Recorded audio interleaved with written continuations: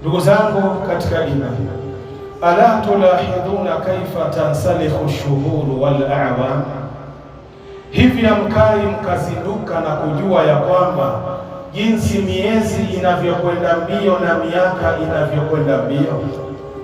Wala yashuru linsanu biha, na wala huyu mwanadamu hakai akalijua na kulizingatia hilo ya kwamba miaka inakwenda, umri unakatika.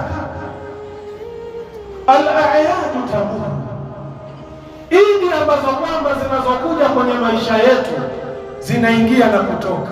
Tulikuwa na Eidul Fitri, tulikuwa na Eidul Adha, ziko wapi? Tayari zimekwenda. Wasinuna tataqallabu, miaka pia huwa inabadilika. Watiflu yakbar, mtoto yule mdogo huwa anakuwa mkubwa. Hebu tuwaangalie wale watoto ambao wa miaka 10 iliyopita, 15 iliyopita, leo yule mtoto yuko katika hali gani?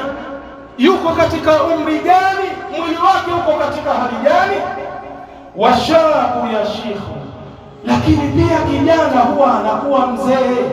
Wewe utakavyodunda kwenye hii dunia ukajiona wewe ni wewe, hakuna kama wewe, waulize wale wazee, kaifa kanu min qablu, kabla ya kwako wewe walikuwaje? Pia walipitia kwenye enzi ya ujana, wakayafanya waliyofanya.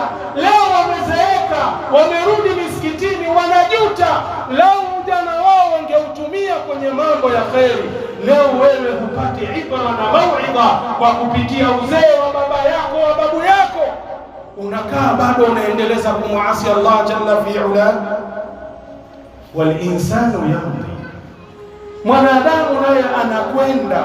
Wala yabqa illa al-amal, hakubaki kwa mwanadamu huyu isipokuwa ni matendo na amali zake kwenye maisha yake.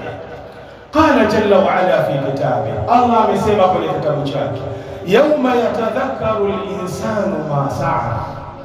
Siku hiyo, siku gani? Siku ya Kiyama. Atakumbuka mwanadamu kila amali aliyofanya kwenye dunia, iwe ni ya kheri iwe ni ya shari, kila mwanadamu atakwenda kukumbuka yauma al-Qiyama. Kaangalia suratul Nazi'at aya nambari 35.